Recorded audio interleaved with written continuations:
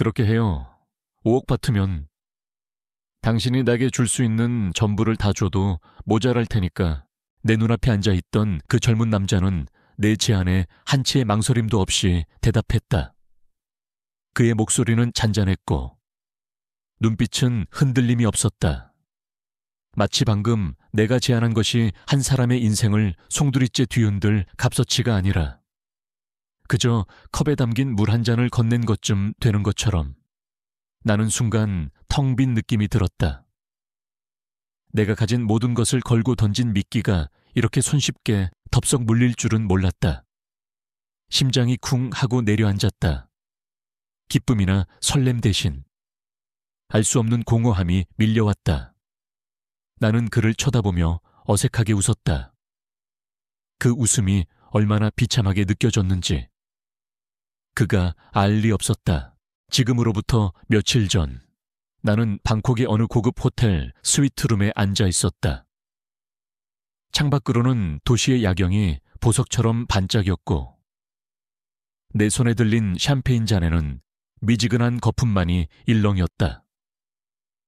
나는 이 도시에서 가장 성공한 여성 중 한 명으로 꼽혔다. 30대 중반의 굴지에 IT 기업을 세워 억만장자 반열에 올랐고 40대 후반인 지금은 막강한 영향력을 가진 CEO로 불렸다. 사람들은 나를 철의 여인이라고 불렀다. 빈틈없이 완벽한 커리어와 흐트러짐 없는 외모, 냉정하고 이성적인 판단력까지 나는 그들의 시선에 완벽하게 부응하는 삶을 살아왔다. 하지만 그 화려한 가면 뒤에는 아무도 모르는 텅 빈 공간이 존재했다. 내 성공은 내 삶의 가장 큰 축복이자 가장 잔인한 저주였다. 결혼 10년 만에 남편은 젊은 비서와 바람이 나 이혼을 요구했고 나는 위자료 한 푼 받지 않고 그를 놓아주었다. 그가 가져간 건 돈이 아니라 내 삶의 마지막 남은 온기였다. 아들은 내가 이룬 부와 명성을 당연하게 여겼고 나는 그에게 그저 돈을 벌어다주는 기계일 뿐이었다. 아들의 눈빛에는 감사나 존경 대신 내가 채워주지 못한 애정에 대한 원망과 실망만이 가득했다. 나는 홀로 커다란 집에 갇혀 있었다. 밖에서는 환호를 받았지만 안으로 들어오면 차가운 공기와 고독만이 나를 맞았다. 그날 밤도 다르지 않았다. 텅 빈 스위트룸에서 나는 내가 얼마나 외로운지 깨달았다. 성공을 위해 달려온 지난 세월이 무의미하게 느껴졌다. 내가 원했던 것은 돈이나 명예가 아니었다. 그저 진심으로 나를 안아줄 사람, 내 아픔을 함께 나눌 사람, 그리고 내가 사랑할 수 있는 사람이었다. 하지만 나는 그 모든 것을 잃었다. 아니, 어쩌면 처음부터 갖지 못했을지도 모른다. 내 삶은 완벽하게 포장된 선물 상자였지만 그 안은 텅 비어 있었다. 며칠 후 나는 우연히 그를 다시 보았다. 처음 만난 건 몇 달 전. 비 오는 날이었다. 나는 고급 세단에 앉아 있었고 그는 빗속을 뚫고 낡은 우산을 든 채 뛰어가고 있었다. 그의 후줄근한 옷차림과 달리 그의 눈빛은 맑고 깊었다. 마치 세상의 속물적인 욕망과는 거리가 먼 어떤 순수한 열정 같은 것이 깃들어 있는 듯했다. 나는 순간적으로 마음이 움직였다.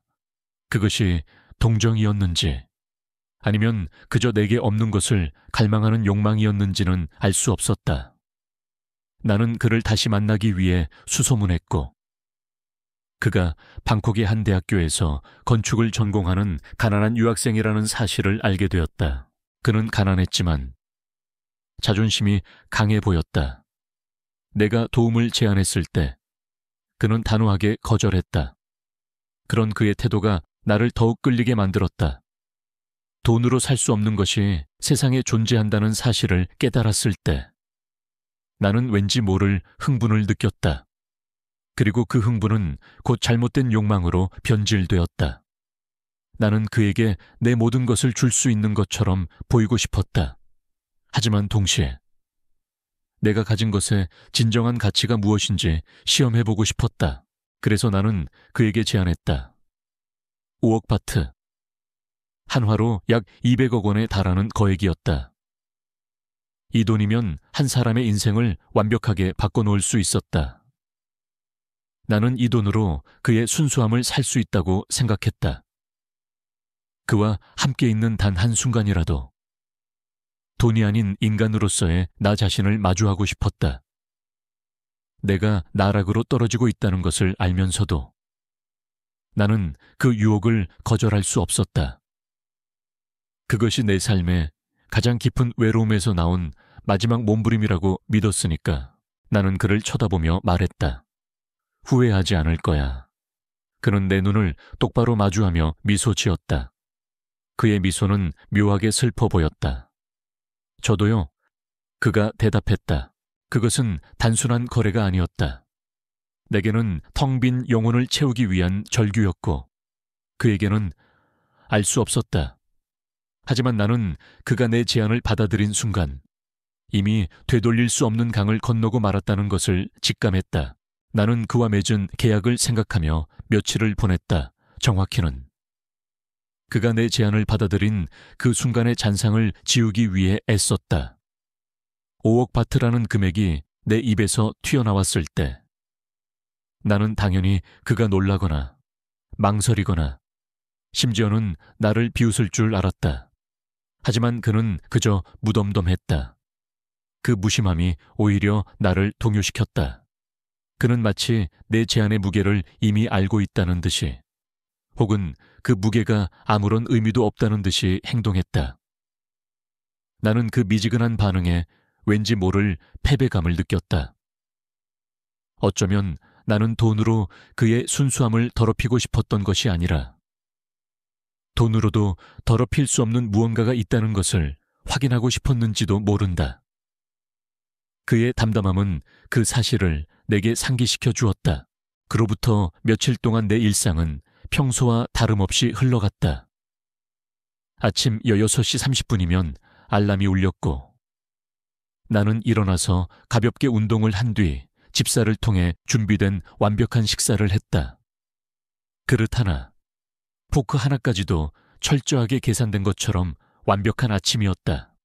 하지만 그 완벽함은 내게 어떤 즐거움도 주지 못했다. 맛도, 향도 느껴지지 않는 음식을 그저 기계적으로 삼키는 것 같았다. 드넓은 식탁에 나 혼자 앉아있는 풍경은 언제나 낯설고 외로웠다. 남편과 아들의 자리가 텅 비어있는 풍경은 내 가슴에 깊은 구멍을 낸 채 아물지 않았다. 출근길은 늘 막혔지만 나는 그 시간을 이용해 그날의 일정과 회사 보고서를 점검했다. 수많은 서류와 복잡한 그래프들은 내 머릿속을 꽉 채웠고 나는 잠시나마 내 삶의 공허함을 잊을 수 있었다. 회사에 도착하면 나는 다시 철의 여인이 되었다. 카리스마 넘치는 리더이자 냉철한 사업가. 직원들은 나를 존경했고 경쟁사들은 나를 두려워했다. 나는 그들의 시선 속에서 살아있음을 느꼈다. 하지만 퇴근 후 나는 다시 나 혼자 남겨졌다. 넓고 차가운 집으로 돌아오는 길은 늘 고요하고 어두웠다. 어느 날 저녁 나는 지루한 투자자 모임에 참석했다. 사람들은 웃고 있었지만 그들의 눈빛은 온통 계산으로 가득했다. 누가 더 많은 돈을 벌었는지, 누가 더 높은 자리에 올랐는지 서로를 탐색하며 끊임없이 재고 있었다. 나는 그 가식적인 웃음과 공허한 대화에 지쳐 구석에 앉아 샴페인만 홀짝거렸다. 그 순간 나는 내가 이 모든 것에서 얼마나 멀리 떨어져 있는지 깨달았다. 나는 그들과 똑같은 가면을 쓰고 있었지만 내 영혼은 그들과는 전혀 다른 방향을 향해 있었다. 나는 진정한 관계를 원했지만 이 세상에서 내게 남은 관계는 오직 돈으로 맺어진 것뿐이었다. 며칠 뒤 나는 다시 그를 만났다. 이번에는 정말 우연이었다. 나는 차를 몰고 가다 신호에 걸렸고 건널목 저편에서 그를 보았다.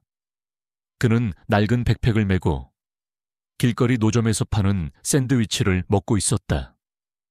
그는 주위를 의식하지 않고 샌드위치를 우걱우걱 씹었고 그의 얼굴에는 땀방울이 송골송골 맺혀 있었다. 땀을 닦는 그의 손은 거칠었고 그의 모습은 내가 사는 세상과는 너무나도 동떨어져 있었다. 그 순간 나는 알 수 없는 감정에 사로잡혔다. 그것은 측은지심이 아니었다.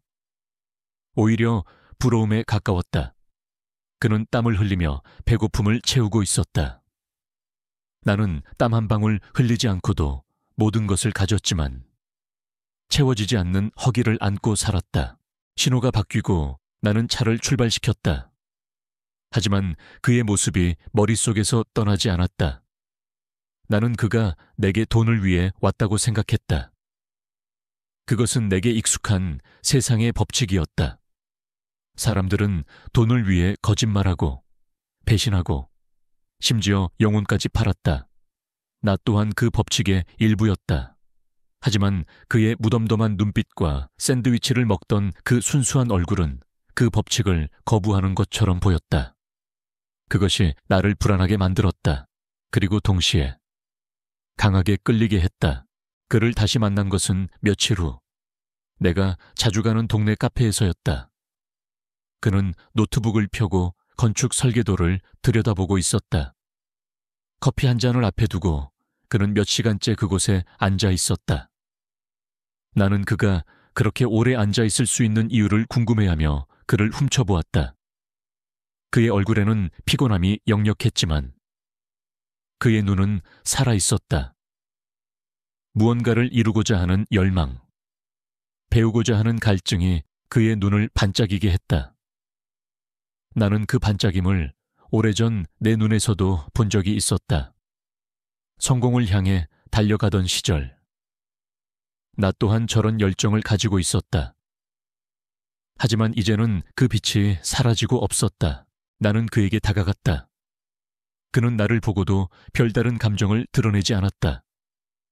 나는 그에게 커피를 한 잔 더 사주겠다고 제안했고 그는 묵묵히 고개를 끄덕였다. 우리는 잠시 동안 아무 말 없이 앉아 있었다. 어색했지만 그 어색함이 싫지 않았다. 나는 그에게 말했다. 왜 내 제안을 받아들였어요? 그는 펜을 내려놓고 나를 바라보았다. 돈이 필요하니까요. 그의 대답은 간단하고 솔직했다. 부끄럽지 않아요. 내가 물었다. 그는 잠시 생각하더니 말했다. 돈은 부끄러운 게 아니에요.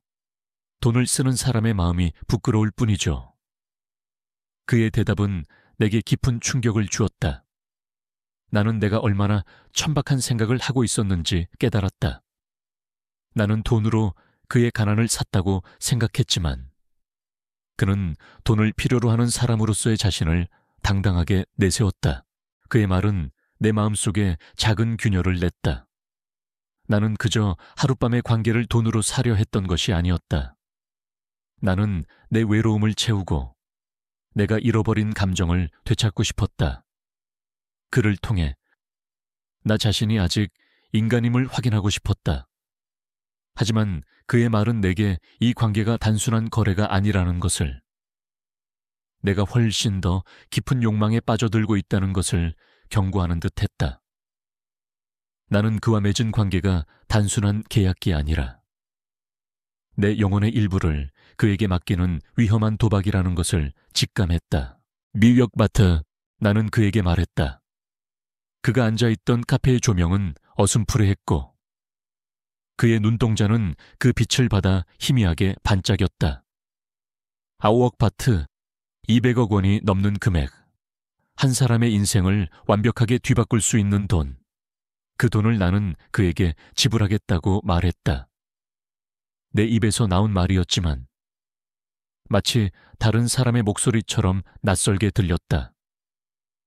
나는 그가 아니요 라고 말해주길 바랐을지도 모른다. 내 천박한 욕망을 단호히 거절하고 나를 다시 현실로 돌려보내주기를 하지만 그는 그러지 않았다. 무슨 조건이죠? 그가 물었다. 조건은 없어. 나는 대답했다. 당신이 원할 때 나에게 와. 내가 필요할 때 당신이 내 곁에 있어줘. 그게 전부야. 그는 잠시 침묵했다. 그의 시선은 내게서 벗어나 창밖의 거리를 향했다. 수많은 사람들이 오고 가고 있었다. 그들은 각자의 삶을 살고 있었고 그들의 삶 속에는 돈으로 살 수 없는 수많은 감정들이 존재할 터였다. 나는 그가 어떤 표정을 짓고 있는지 궁금했지만 차마 그의 얼굴을 똑바로 쳐다볼 수 없었다. 내 제안이 얼마나 비이성적이고 또 얼마나 절망적인 몸부림인지 스스로도 알고 있었기 때문이었다. 좋아요. 그가 말했다. 그의 목소리는 여전히 잔잔했다. 마치 파도가 없는 호수처럼 어떤 감정의 동요도 느껴지지 않았다. 하지만 한 가지 약속해 주세요. 뭔데? 내가 물었다. 이 관계를 우리 둘 말고는 아무도 모르게 해주세요. 그는 그렇게 말하고 나를 바라보았다. 그의 눈에는 무언가를 숨기려는 듯한 미묘한 긴장감이 서려 있었다.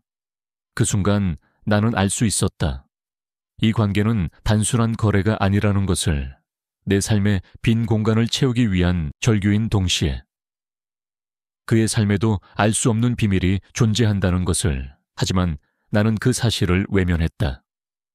그저 이 관계를 이어갈 수 있다는 사실에 안도했다. 그렇게 우리의 관계는 시작되었다. 사람들은 우리가 왜 만나는지 알지 못했다.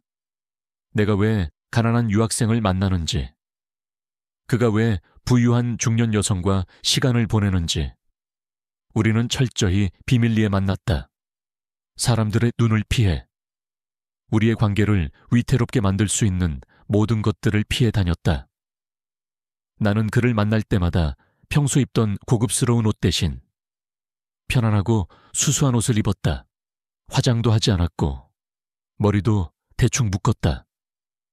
그렇게 가면을 벗고 있을 때 나는 내가 진짜 나 자신으로 돌아간다고 느꼈다. 그와 함께하는 시간은 마치 다른 세상에 와 있는 것 같았다. 우리는 주로 대학교 근처의 허름한 식당에서 밥을 먹었고 그는 자신의 전공인 건축에 대해 열정적으로 이야기했다. 나는 그의 이야기를 들으며 내가 잊고 살았던 순수한 열정이라는 감정을 다시 느낄 수 있었다. 그는 내게 성공하는 법이나 돈 버는 법을 묻지 않았다. 대신 내가 살아온 삶에 대해, 내가 왜 지금의 자리에 서 있는지에 대해 궁금해했다. 그의 질문은 순수했고 나는 그 앞에서 솔직해질 수 있었다. 내가 남편에게 배신당했던 이야기, 아들이 나를 멀리하는 이야기, 그리고 내가 얼마나 외로운지에 대해 그는 내 이야기를 듣기만 했다. 특별한 위로나 조언을 해주지 않았다. 그저 내 말을 조용히 들어주는 것만으로도 나는 위로를 받았다. 나는 그의 침묵 속에서 내가 얼마나 오랫동안 누군가에게 내 속마음을 털어놓고 싶었는지 깨달았다. 그는 나의 텅 빈 공간을 침묵으로 채워주었다. 그 침묵은 내게 어떤 말보다도 따뜻하게 느껴졌다. 하지만 가끔은 이상한 순간들이 있었다. 그와 함께 허름한 식당에서 밥을 먹고 헤어질 때면 그는 내게 돈이 필요하다고 말하지 않았다. 나는 그에게 돈을 건네주려 했지만 그는 한사코 거절했다. 나는 그가 왜 돈을 받지 않는지 궁금했지만 차마 묻지 못했다. 내가 먼저 그에게 제안한 관계였지만 돈이 오가지 않는 순간 우리의 관계는 내가 생각했던 것 이상으로 복잡해지는 것 같았다. 나는 우리가 단순히 돈으로 맺어진 관계가 아니라는 사실에 기뻤지만 동시에 불안했다. 우리의 관계가 깊어질수록 나는 더욱 위험한 줄타기를 하고 있었다. 회사에서 밤늦게까지 야근을 한다거나 친구들과 모임이 있다고 거짓말하는 일이 잦아졌다. 아들의 전화는 받지 않았고 예전 같았으면 꼬박꼬박 참석했을 중요한 행사에도 불참하기 시작했다. 나는 내 삶의 균형을 잃어가고 있었다. 하지만 나는 그 균열 속에서 미지의 자유를 느꼈다. 잃을 것이 없는 사람처럼 나는 이 관계의 모든 것을 걸고 있었다. 그것이 비극으로 향하는 길이라는 것을 알면서도 나는 그 달콤한 유혹을 떨쳐낼 수 없었다. 나에게 왜 5억 바트라는 거액을 주려 했어요? 어느 날 그가 나에게 물었다. 나는 한참을 망설이다 대답했다. 당신을 사고 싶었어. 당신의 젊음과 순수함을 내 곁에 묶어두고 싶었어. 그는 내 말을 듣고 조용히 웃었다. 그의 웃음에는 슬픔이 배어 있었다. 나를 살 수는 없을 거예요. 그가 말했다. 하지만 당신의 외로움은 잠시나마 덜어줄 수 있겠죠. 그는 내가 가진 외로움을 꿰뚫어 보고 있었다. 나는 그 앞에서 한없이 나약해졌고 그의 앞에서만은 가면을 벗을 수 있었다. 그와 함께하는 매 순간이 내게는 일탈이자 동시에 구원이었다. 나는 이 관계가 언제 끝날지 모른다는 불안함 속에서 하루하루를 보냈다. 하지만 동시에 이 관계가 영원히 이어지기를 바랐다. 나는 내 삶의 가장 깊은 어둠 속에서 한 줄기 빛을 발견한 것처럼 그에게 매달렸다. 나는 그때 알지 못했다. 그가 내게 보여준 모든 것이 나의 환상이었다는 것을. 내가 그의 순수함을 샀다고 착각했지만 사실은 내가 그의 손바닥 위에서 놀아나고 있었다는 것을.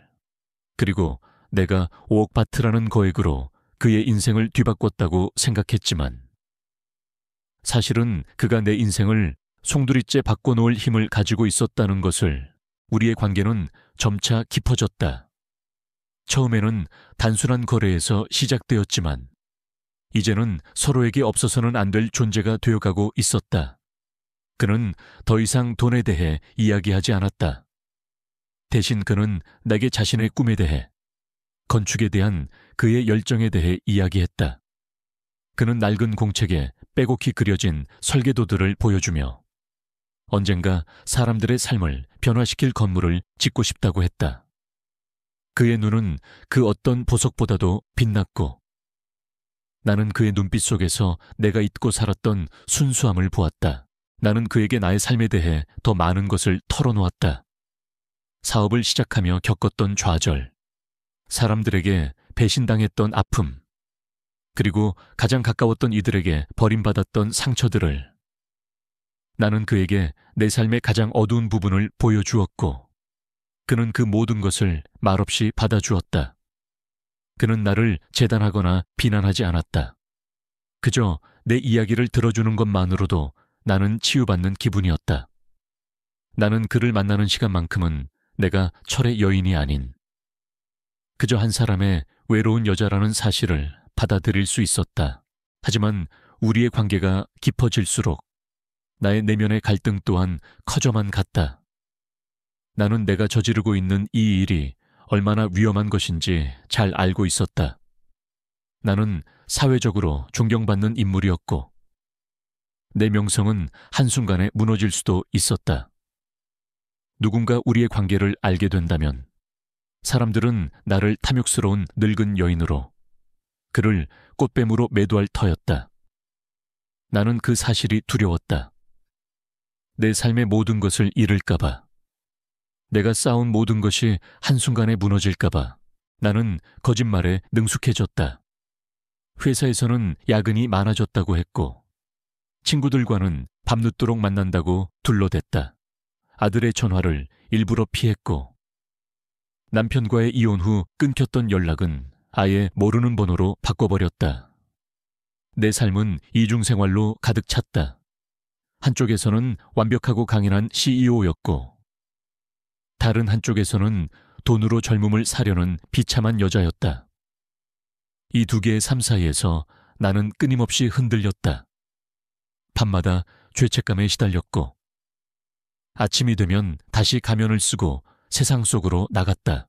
하지만 나는 이 관계를 끊을 수 없었다. 나는 그에게 중독되어 있었다. 그는 내가 이 세상에서 유일하게 솔직해질 수 있는 사람이었다. 그와 함께하는 시간은 내게 유일한 안식처였다. 나는 그를 통해 내가 잊고 살았던 인간이라는 감정을 되찾았다. 사랑, 연민, 그리고 외로움. 그 모든 감정들이 뒤섞여 나를 혼란스럽게 만들었지만 동시에 나는 그 혼란 속에서 살아있음을 느꼈다. 어느 날 저녁, 우리는 한적한 강가에 앉아 있었다. 그는 내게 말했다. 누나는 왜 그렇게 외로워 보여요? 그의 질문은 내게 깊은 충격을 주었다. 나는 단 한 번도 남에게 내가 외롭다는 사실을 들킨 적이 없었다. 나는 늘 강하고 완벽한 모습만을 보여주려 애썼다. 하지만 그는 나의 가면 속의 나약함을 꿰뚫어 보고 있었다. 나는 그에게 울음을 터뜨렸다. 그가 내게 한없이 다정하게 다가와 나를 안아주었다. 그의 품은 따뜻했고 그의 천은 내 오랜 외로움을 녹여주는 것 같았다. 나는 그의 품에 안겨 어린아이처럼 한참을 울었다. 하지만 그 순간에도 나의 머릿속 한구석에서는 경고음이 울리고 있었다. 이 감정은 위험하다. 이 관계는 거짓 위에 세워진 사상 누각이다. 이 관계가 깊어질수록 나는 더 큰 절망에 빠질 것이다. 하지만 나는 그 경고음을 외면했다. 나는 이 달콤한 환상 속에서 더 깊이 빠져들고 싶었다. 그것이 결국 나를 파멸로 이끌지라도 나는 그때 알지 못했다.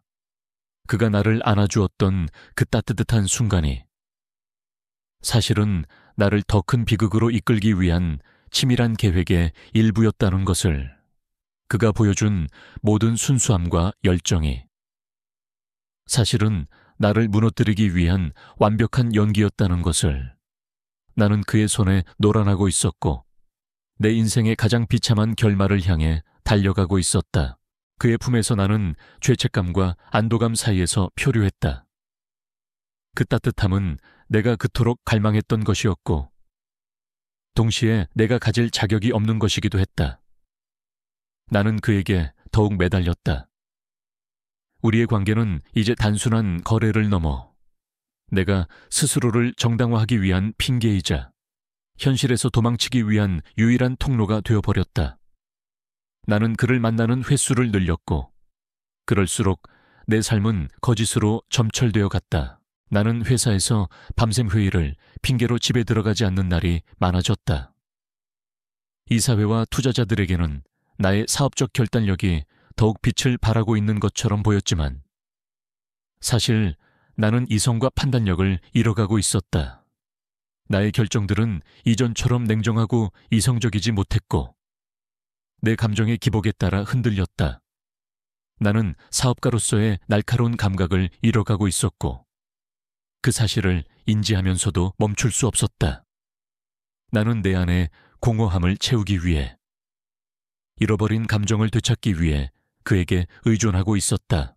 어머니, 요즘 왜 이렇게 바쁘세요? 어느 날 아들이 내게 전화를 걸어 물었다.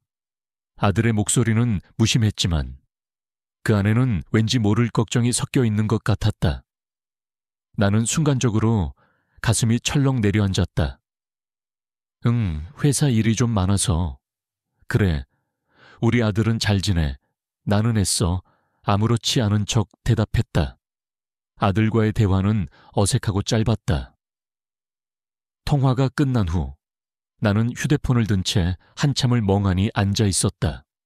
아들에게 거짓말을 했다는 죄책감, 그리고 내가 이 관계 때문에 아들과의 관계를 더 멀리하고 있다는 사실이 나를 괴롭혔다. 그 무렵 이상한 일들이 벌어지기 시작했다. 그는 더 이상 돈을 받지 않았다. 내가 그에게 돈을 주려고 할 때마다 그는 조용히 내 손을 밀어냈다. 필요 없어요. 그는 그렇게 말할 뿐이었다. 나는 그가 왜 돈을 거절하는지 이해할 수 없었다. 내가 생각했던 가난한 유학생이 맞는지 의심이 들 정도였다. 한 번은 그가 낡은 노트북을 들고 왔는데 내가 잠깐 자리를 비운 사이 그의 노트북 화면에 뜬 복잡한 금융 그래프들을 보았다. 나는 IT 기업의 CEO였기에 그 그래프들이 무엇을 의미하는지 한눈에 알아볼 수 있었다. 그것은 평범한 개인이 다룰 수 있는 수준의 정보가 아니었다. 나는 그에게 이 그래프들에 대해 물었지만 그는 그저 아는 형이 하는 일 좀 도와주는 거예요 라고 대답할 뿐이었다. 그의 대답은 어딘가 석연치 않았지만 나는 더 이상 캐묻지 않았다. 나는 내가 만들어 놓은 환상을 깨고 싶지 않았다. 그의 미심쩍은 행동들에도 불구하고 나는 이 관계에 더욱 깊이 빠져들었다.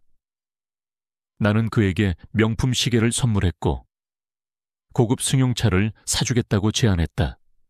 그는 조용히 내 제안들을 거절했다. 이런 거 필요 없어요. 난 그냥 누나랑 이야기하는 게 좋아요. 그의 진심이 담긴 듯한 그 한마디는 나를 더욱 혼란스럽게 만들었다. 내가 돈으로 그를 샀다고 생각했지만 그는 내 돈을 원하지 않았다. 그는 내가 가진 것을 원한 것이 아니라 그저 나를 원하고 있었다.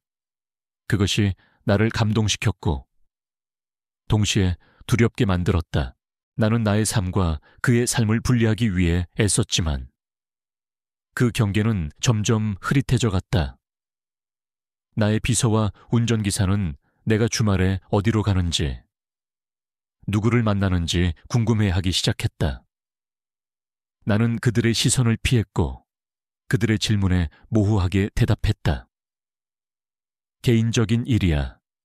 나의 짧은 대답은 그들의 의심을 더욱 키울 뿐이었다. 나는 내가 쌓아온 완벽한 가면이 서서히 금이 가고 있다는 것을 느꼈다. 내 안에 도사리고 있던 불안감은 결국 현실로 나타나기 시작했다. 어느 날 저녁, 아들에게서 전화가 왔다. 아들의 목소리는 평소와 달리 차갑게 가라앉아 있었다. 어머니, 할 말이 있어요. 그의 목소리에는 분노와 실망이 뒤섞여 있었다. 나는 불안감에 휩싸였다. 무슨 일인데 나의 심장은 미친 듯이 뛰었다.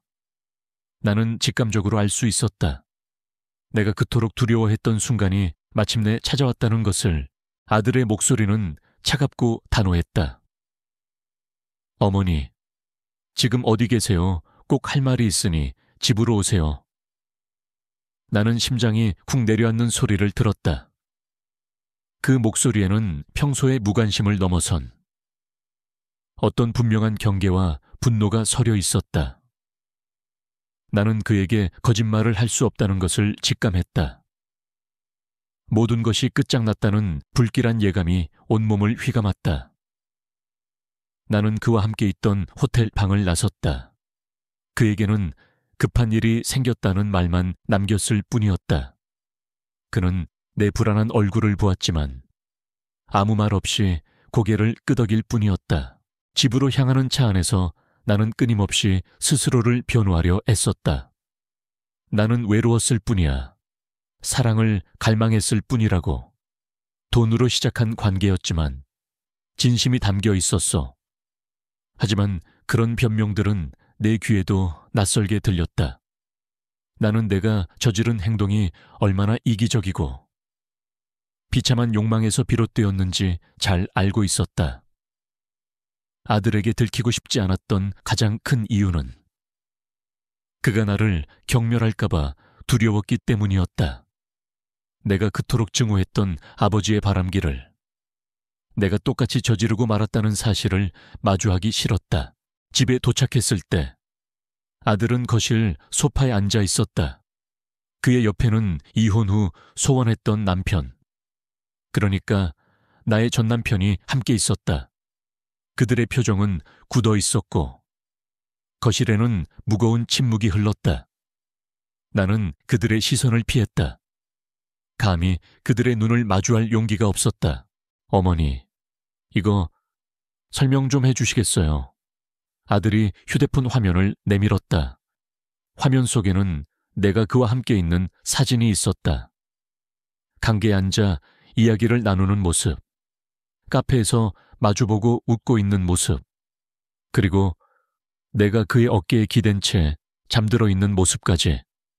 사진들은 선명했고 우리의 관계를 한눈에 보여주기에 충분했다. 나의 심장은 멈추는 듯했다. 내가 그토록 숨기려 했던 비밀이 이렇게 허무하게 세상 밖으로 드러나다니. 이게 무슨... 나는 말을 더듬었다. 남편이 차가운 목소리로 말했다. 당신이 보낸 개인 사진 파일들에서 발견했어. 당신 비서가 실수로 다른 파일들과 함께 내게 보냈더군. 뭐, 실수인지 아닌지는 모르겠지만 말이야. 그의 말에 나는 온몸의 피가 차갑게 식는 것을 느꼈다. 내 비서는 나의 가장 신뢰하는 사람이었다. 그녀가 의도적으로 나를 배신했을 리 없다고 생각했지만 이미 모든 증거는 내게 불리하게 작용하고 있었다. 아들이 다시 입을 열었다. 어머니, 제가 몇 번이나 전화했을 때 바쁘다고 하셨잖아요. 회의, 야근. 그런데 이게 뭐예요? 이 남자는 누구예요? 그의 목소리는 분노로 떨리고 있었다. 어머니가 이혼 후에 저희와 멀어진 게 혹시 이 남자 때문이었어요. 그의 질문은 비수처럼 내 가슴에 박혔다. 나는 아무 대답도 할 수 없었다. 내 이기적인 행동이 아들에게 얼마나 깊은 상처를 주었는지. 이제서야 깨달았다. 나는 그들에게 진실을 말할 수 없었다. 돈으로 젊은 남자를 샀다는 천박한 사실을 어떻게 설명할 수 있겠는가. 나는 그저 고개를 숙이고 아무 말도 하지 못했다. 내 침묵은 그들에게 내가 유죄라는 사실을 확신시켜 주었다. 남편의 얼굴에는 경멸이, 아들의 얼굴에는 실망과 배신감이 가득했다. 내가 그토록 사랑했던 아들의 눈빛 속에서 나는 내가 가장 두려워했던 감정을 보았다. 바로 경멸이었다. 그날 이후 나의 삶은 한순간에 무너졌다. 남편은 아들과 함께 나를 떠났다. 아들은 내 전화도, 문자도 받지 않았다. 그들의 세상에서 나는 완전히 지워져 버렸다. 회사에서도 소문이 퍼지기 시작했다. 철의 여인이 젊은 남자와 부적절한 관계를 맺고 있다는 추문은 순식간에 퍼져나갔다. 투자자들은 등을 돌렸고 이사회는 나를 압박하기 시작했다. 나는 내 명예와 사업을 지키기 위해 필사적으로 싸웠지만 이미 나는 모든 것을 잃은 것이나 마찬가지였다. 하지만 가장 큰 충격은 따로 있었다. 내가 그에게 연락했을 때 그의 전화는 이미 불통이었다. 나는 그가 살고 있다는 동네로 찾아갔지만 그는 이미 그곳에 없었다. 나는 그가 등록되어 있다는 대학교에 찾아갔다. 그리고 그곳에서 나는 믿을 수 없는 사실을 듣게 되었다. 그 학생은 우리 학교 학생이 아닙니다. 담당자는 단호하게 말했다. 그가 저희 학교를 다녔다는 기록은 어디에도 없습니다. 나는 온몸에 피가 거꾸로 솟는 것을 느꼈다. 내가 만났던 그 사람은 누구인가? 나는 그를 한 번도 의심하지 않았는데 내가 알던 그의 모든 것이 거짓이었다니. 나는 5억 바트라는 거액을 지불하고 한 남자의 거짓말과 연기를 사왔던 것이다. 나는 그의 순수함에 감동했다고 생각했지만 사실은 그의 치밀한 계획에 놀아났던 것이었다. 그의 정체를 알 수 없었다. 내가 가진 것은 오직 그의 이름과 그와 함께 찍은 사진들 뿐이었다. 나는 그에게 버림받았다는 사실보다 내가 얼마나 바보같이 속아 넘어갔는지에 대한 분노와 비참함에 떨었다. 내가 5억 바트라는 돈을 주고 산 것은 젊음도, 사랑도, 순수함도 아니었다. 그것은 나의 자만심과 허영심이었다. 그리고 그 대가는 나의 모든 것을 잃는 것이었다. 나는 그때 알지 못했다. 내가 찾고 있던 그 가난한 유학생이 사실은 세계에서 가장 거대한 부와 권력을 가진 세상의 모든 것을 돈으로 살 수 있는 남자라는 것을, 그리고 그가 내게 다가왔던 이유가 단순한 돈 때문이 아니라 나를 향한 깊고도 잔인한 복수 때문이었다는 것을 나는 그의 손에 의해 완벽하게 파멸하고 있었다. 내가 미친 사람처럼 그를 찾아 헤맨 지 일주일이 지났다. 나는 그의 이름이 가짜라는 것을 알았고 그가 다니던 대학교가 가짜라는 것을 알았다. 나는 그가 말했던 모든 것이 거짓이었다는 것을 깨달았다. 그는 나의 외로움을 이용했고 나의 허영심을 비웃었다. 그리고 나는 그의 손에 놀아났다. 나는 내 명예와 사업을 잃었고 가장 소중한 아들마저 잃었다. 내가 그에게 지불한 5억 바트가 고스란히 그의 손에 들어갔을 것을 생각하니 온몸이 떨려왔다. 나는 그를 찾아내서 왜 그랬는지 물어보고 싶었다. 그를 향한 감정은 더 이상 사랑이나 연민이 아니었다. 그것은 증오였고 복수심이었다. 나는 나의 모든 인맥을 동원해 그를 추적했다. 사립 탐정을 고용했고 해커를 고용했다. 그가 남긴 흔적은 거의 없었지만 나는 포기할 수 없었다. 내 인생을 송두리째 망가뜨린 그 남자의 정체를 기필코 밝혀내고 말겠다고 다짐했다. 그리고 며칠 뒤 나는 놀라운 소식을 듣게 되었다. 내가 고용한 탐정은 그가 가짜 이름으로 사용했던 여권 정보를 추적했고 그의 진짜 신분을 알아냈다. 그의 이름은 리안이었다. 그리고 그는 내가 알던 가난한 유학생이 아니었다.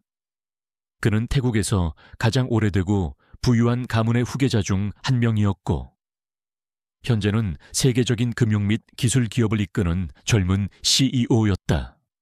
그리고 그는 5년 전 내가 투자했던 벤처기업의 창업자이자 내가 직접 투자를 철회하여 파산시킨 그 회사 아크아크의 창업자였다.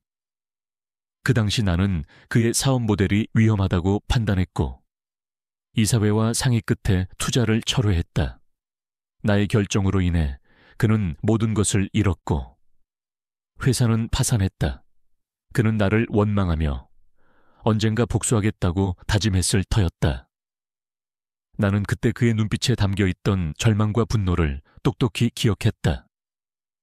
하지만 나는 그것이 그저 한 젊은 사업가의 좌절이라고만 생각했다. 나는 믿을 수 없었다. 그가 복수를 위해 내게 접근했다니. 내가 그토록 외롭게 살고 있다는 것을, 내가 진정한 사랑을 갈망한다는 것을 알고 나를 유혹했다니. 그는 나의 가장 깊은 상처를 건드렸고 나를 가장 밑바닥으로 끌어내렸다. 내가 그에게 5억 바트를 주었던 날, 그는 나의 제안을 무덤덤하게 받아들였다. 왜냐하면 그는 이미 나보다 훨씬 더 많은 돈을 가지고 있었기 때문이었다. 그는 내가 가진 것을 조롱했고 나를 철저하게 기만했다. 내가 그에게 진심으로 다가갔다고 생각했던 모든 순간들이 사실은 그에게는 복수를 위한 완벽한 연기였던 것이다. 나는 배신감과 모멸감에 치를 떨었다. 그가 나에게 보여주었던 그 순수한 미소와 따뜻한 눈빛, 건축에 대한 열정, 그리고 내가 얼마나 외로운지 꿰뚫어 보았던 그 모든 것들이 사실은 나를 파멸시키기 위한 정교한 함정이었다니.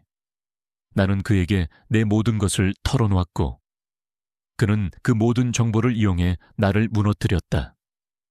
나는 그가 아크의 창업자라는 사실을 알게 된 후 그의 과거를 다시 조사했다. 그는 파산 후 절치부심하여 새로운 사업을 시작했고 놀라운 성공을 거두었다. 그리고 그는 내게 접근하기 전부터 이미 막대한 부를 축적한 상태였다. 내가 그에게 주었던 5억 바트. 그에게는 커피 한 잔 값에도 못 미치는 돈이었을 것이다. 나는 그가 어디에 있는지 알아냈다. 그는 방콕의 한 고급 펜트하우스에 있었다. 나는 곧장 그곳으로 향했다. 나의 심장은 증오와 복수심으로 미친 듯이 뛰고 있었다. 나는 그에게 왜 이런 짓을 했는지, 왜 나를 이렇게까지 비참하게 만들었는지 묻고 싶었다. 그의 펜트하우스는 내가 살고 있는 집보다 훨씬 더 크고 화려했다. 넓은 창밖으로는 방콕의 야경이 한눈에 들어왔다. 그 야경은 내가 그와 처음 만났던 날, 호텔 스위트룸에서 보았던 야경보다 훨씬 더 찬란하게 빛나고 있었다. 그는 창가에 서서 샴페인 잔을 들고 있었다. 나는 그에게 다가갔다. 그는 내가 온 것을 알고 있었지만 돌아보지 않았다. 리안. 나의 목소리는 분노로 떨렸다. 그는 천천히 나를 돌아보았다. 그의 얼굴에는 내가 알던 순수한 미소 대신 냉정하고 차가운 표정이 서려 있었다. 그의 눈빛은 깊고 어두웠다. 어떻게 찾았어요? 그가 물었다. 네가 한 짓을 다 알고 있어. 나는 말했다. 왜 그랬어? 왜 나한테 이런 짓을 했냐고. 그는 내 말을 듣고 조용히 웃었다. 누나가 그랬잖아요. 내게 당신의 모든 것을 줄 수 있다고. 당신의 외로움을 채워주겠다고. 그의 목소리는 나지막했지만 그 속에는 날카로운 비수가 숨겨져 있었다. 내가 당신에게 한 모든 것이 당신이 나에게 했던 것과 다를 바가 없어요. 당신은 내게 기회를 빼앗았고 나는 당신에게 가짜 희망을 줬을 뿐이죠. 그의 말은 내 가슴에 또 다른 상처를 냈다. 나는 반박할 수 없었다. 나는 그에게서 희망을 샀다고 생각했지만 그는 내게 복수를 했다. 내가 그에게 던졌던 몸열감을 그는 똑같이 내게 되돌려 주었다. 나의 모든 것을 잃었어. 너 때문에. 나는 울분을 토했다. 그는 여전히 냉정한 표정으로 나를 바라보았다. 그건 내가 아니라 당신의 선택이에요. 당신은 당신의 외로움을 돈으로 채우려 했고 나는 당신의 그 허영심을 이용했을 뿐이죠. 모든 것은 당신이 시작한 거예요. 나는 할 말을 잃었다. 모든 것이 나의 잘못이었다. 나는 돈으로 사랑을 살 수 있다고 착각했고 나의 욕망을 정당화했다. 그리고 그 결과는 나의 모든 것을 잃는 것이었다. 나는 그의 앞에서 한없이 비참해졌다. 그는 나의 영혼을 가장 깊은 나락으로 끌어내렸고 나는 그에게 완전히 패배했다. 그와의 만남 이후 나의 삶은 더욱 깊은 나락으로 떨어졌다. 나는 그가 있는 펜트하우스를 떠나 갈 곳을 잃은 사람처럼 거리를 헤맸다. 내가 그토록 증오했던 전남편과 아들에게는 연락할 수 없었다. 그들에게 나는 이미 돈 때문에 젊은 남자와 노란한 천박한 사람으로 낙인 찍혔으니까. 회사 이사회는 내게 사퇴를 압박했다. 추문에 휘말린 CEO는 회사의 이미지를 실추시켰고 투자자들의 신뢰를 잃게 만들었다. 나는 마지막 남은 자존심을 지키기 위해 버텼지만 내 곁에는 아무도 없었다. 나의 비서는 이미 나를 배신하고 회사 내 다른 라인에 붙어 버렸고 내가 친구라고 믿었던 사람들은 모두 나를 외면했다. 나의 화려했던 삶은 한순간에 산산조각 났다. 나는 그에게 받은 5억 바트가 고스란히 남아있다는 것을 알고 있었다. 나는 그 돈을 만지지도 사용하지도 않았다. 그 돈은 내게 모멸감과 수치심만을 안겨주었다. 나는 그 돈을 다시 그에게 돌려주고 싶었지만 그의 연락처는 이미 없는 번호였고 나는 그가 있는 곳을 더 이상 알 수 없었다. 나는 그 돈을 가방에 넣은 채 거리를 떠돌았다. 내 집이 있었지만 나는 그곳으로 돌아가고 싶지 않았다. 그곳은 나의 외로움과 허영심이 낳은 비극의 상징처럼 느껴졌다. 며칠을 그렇게 보냈다. 나는 내가 어떤 삶을 살았는지 되돌아보았다. 나는 돈을 벌기 위해, 성공하기 위해, 사람들에게 인정받기 위해 앞만 보고 달려왔다. 내 주변에는 늘 많은 사람들이 있었지만 진정으로 나를 이해해주는 사람은 아무도 없었다. 나는 가족을 잃었고 친구를 잃었다. 그리고 나의 마지막 희망이었던 그 남자를 통해 나는 내가 얼마나 비참하고 초라한 존재인지 깨달았다. 그는 내게 따뜻한 위로를 건네는 척하며 나의 가장 깊은 곳을 후벼 팠다. 내가 그에게 털어놓았던 모든 상처와 비밀들은 그에게는 나를 무너뜨리기 위한 무기에 불과했다. 나는 그의 손에 의해 완벽하게 벌거벗겨졌고 세상은 나를 비웃었다. 어느 날 저녁, 나는 혼자 술을 마시며 휴대폰을 들여다보았다. 아들의 사진, 전 남편과 함께 찍었던 사진들이 스크롤을 내릴 때마다 나타났다. 나의 눈에서는 뜨거운 눈물이 쉴 새 없이 흘러내렸다. 나는 그들에게 진심으로 다가가려 하지 않았다. 나는 내가 가진 부와 명성으로 그들을 지켜줄 수 있다고 생각했지만 그들은 돈이 아니라 나의 진심을 원했다. 나는 그들이 원하는 것을 줄 수 없었고 결국 모든 것을 잃었다. 그때 전화가 한 통 걸려왔다. 발신자는 나의 변호사였다. 나는 불안한 마음으로 전화를 받았다. 사장님, 큰일 났습니다. 리안이라는 사람이 사장님 회사의 지분을 모두 매입했습니다. 사장님은 이제 회사의 주인이 아닙니다. 나는 망견자실했다. 내 인생의 전부였던 회사를 그가 빼앗아갔다니. 그는 내가 쌓아온 모든 것을 철저하게 무너뜨렸다. 나의 성공, 나의 명예, 나의 삶의 의미까지도. 나는 그에게 철저하게 패배했다. 그가 왜 그랬는지, 왜 나를 이렇게까지 잔인하게 짓밟는지 이해할 수 없었다. 나는 그를 다시 찾아가고 싶었지만 이제는 모든 것이 무의미했다. 나는 더 이상 그와 맞설 힘도 이유도 없었다. 며칠 뒤 나는 집으로 돌아왔다. 집은 여전히 넓고 화려했지만 이제는 텅 빈 감옥처럼 느껴졌다. 나는 거실 소파에 앉아 눈을 감았다. 머릿속에는 그와 함께했던 순간들이 영화처럼 스쳐 지나갔다. 우리가 함께 걸었던 강가, 함께 밥을 먹었던 허름한 식당, 그가 내게 건축에 대해 이야기했던 열정적인 눈빛, 그 모든 것이 거짓이었다는 것을 알면서도 나는 그 순간들을 잊을 수 없었다. 그 순간들 속에서 나는 잠시나마 행복했으니까 나는 내 손에 들린 5억 바트가 든 가방을 내려다보았다. 이 돈이 내게 가져온 것은 파멸이었다. 나는 이 돈을 그에게 되돌려줄 수 없었다. 아니, 되돌려주고 싶지 않았다. 이 돈은 나의 실패를 증명하는 비극적인 증거였으니까.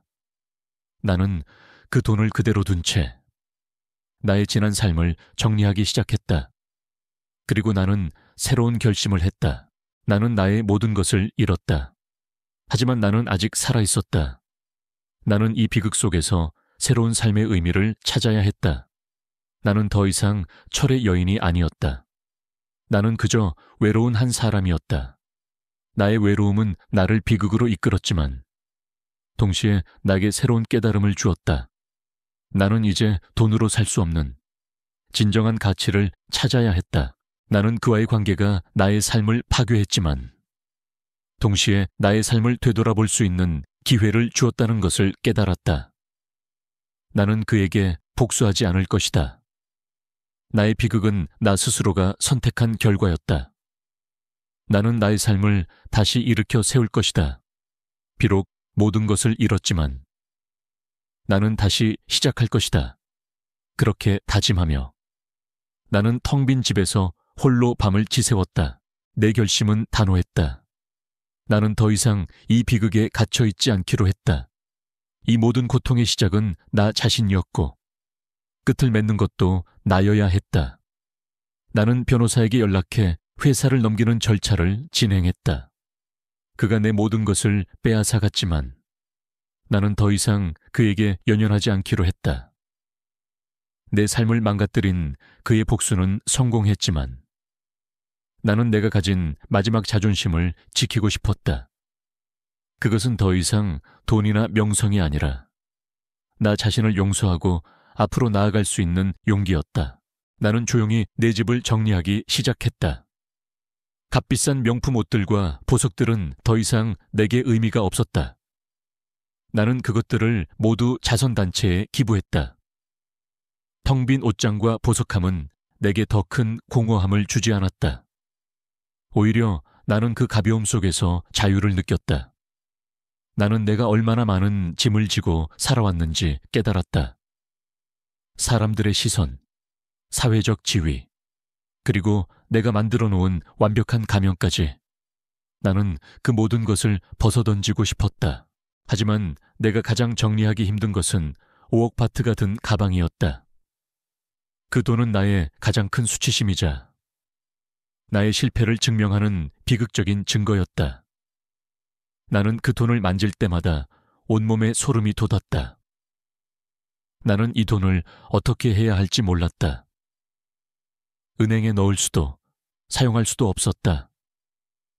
나는 그 돈을 그대로 둔 채 내가 살고 있던 집을 팔았다. 그리고 작은 오피스텔로 이사를 했다. 작고 소박한 오피스텔은 내게 낯설었지만 동시에 편안함을 주었다. 나는 혼자 밥을 해 먹고 혼자 청소를 하고 혼자 조용한 밤을 보냈다.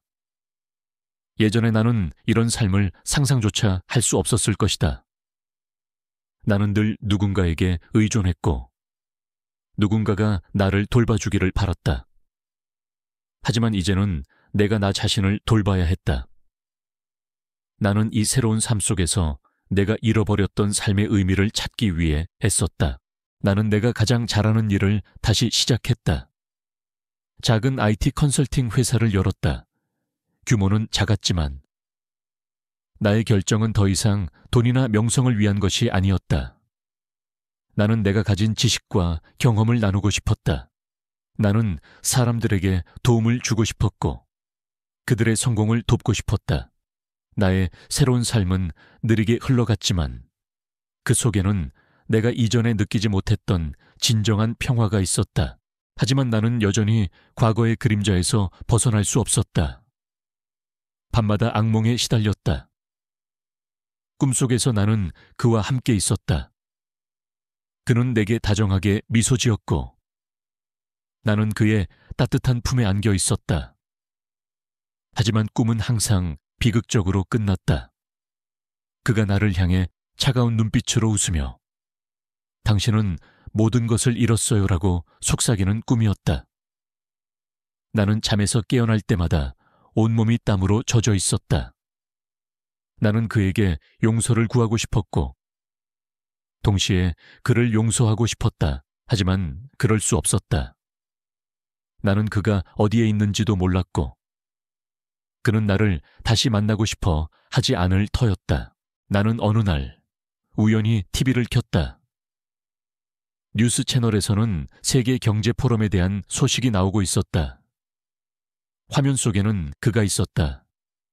그는 세계적인 금융 전문가들과 함께 토론을 하고 있었고 그의 얼굴에는 내가 알던 순수한 미소 대신 냉철하고 카리스마 넘치는 표정이 서려 있었다. 사람들은 그를 젊은 거물이라고 칭송하고 있었다. 나는 그를 보며 그가 나를 얼마나 철저하게 기만했는지 다시 한번 깨달았다. 그는 내게 가난한 유학생이라고 속였지만 사실은 세상의 모든 것을 돈으로 살 수 있는 남자였다. 나는 그의 손에 의해 무너졌고 그는 더 높은 곳으로 올라갔다. 나는 그를 향한 증오와 분노에 몸서리쳤다. 나는 그가 내게 왜 그렇게 잔인했는지 이해할 수 없었다. 내가 그에게 투자를 철회하여 그를 파산시킨 것은 사실이었다. 하지만 그것은 사업적인 결정이었다. 나는 그의 모든 것을 빼앗으려 했던 것이 아니었다. 그런데 그는 왜 내게 그토록 잔인하게 복수했단 말인가? 며칠 뒤 나는 그에 대한 또 다른 소식을 듣게 되었다. 그가 한 언론과의 인터뷰에서 자신의 과거에 대해 이야기했다는 것이다. 그는 자신이 어떻게 파산하게 되었는지, 그리고 어떻게 다시 일어섰는지 이야기했다. 그는 내 대한 이야기를 직접적으로 언급하지는 않았지만 그의 말 속에는 나를 향한 깊은 원망과 분노가 담겨 있었다. 나는 한때 모든 것을 잃었습니다. 나의 꿈, 나의 열정, 그리고 나의 삶의 의미까지도. 하지만 나는 그 모든 것을 빼앗아간 사람에게 복수하기 위해 다시 일어섰습니다. 복수심은 나를 움직이는 가장 강력한 동기였습니다. 그리고 나는 그 복수를 통해 내가 얼마나 강한 사람인지 깨달았습니다. 나는 그의 인터뷰를 보며 눈물을 흘렸다. 그의 복수는 성공했다. 그는 나의 모든 것을 빼앗아갔고 나는 비참하게 무너졌다. 하지만 나는 그가 행복해 보이지 않는다는 것을 알 수 있었다. 그의 눈빛 속에는 여전히 깊은 상처와 고통이 서려 있었다. 나는 그가 복수를 통해 잠시나마 만족감을 느꼈을지 모르지만 그가 진정한 행복을 찾지는 못했으리라 짐작했다. 그의 삶 또한 나처럼 공허했을 것이다. 그의 삶은 나를 향한 증오로 가득 차 있었을 테니 나는 그제서야 그를 용서할 수 있을 것 같았다. 그가 나를 용서하지 않았지만 나는 그를 용서해야 했다. 그래야만 나의 삶이 앞으로 나아갈 수 있었으니까.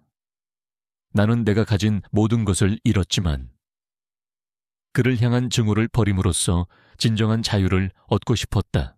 소투추아 추옹 무아 위엣방 티엥 한 2001년 장초 TF-TU치 추옹 침 내가 잃은 모든 것 명예 직장, 가족, 심지어 진실이라고 믿었던 기억들까지 나는 작은 아파트에 홀로 남겨져 조용한 삶을 살았습니다.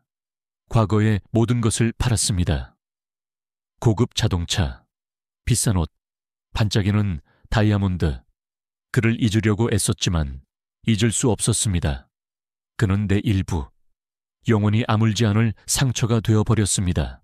아들과의 관계를 회복하려고 노력했습니다. 전화도 하고 문자도 보냈지만 그는 받지 않았습니다. 그의 집에도 갔지만 그는 나를 만나려 하지 않았습니다. 아들은 일어난 일에 너무 큰 상처를 받았습니다. 어쩌면 그는 나를 절대 용서하지 않을지도 모릅니다. 1년 후 변호사에게서 전화가 왔습니다. 라이언이라는 그 변호사가 회사를 단돈 $1에 팔겠다고 제안했습니다. 나는 거절했습니다.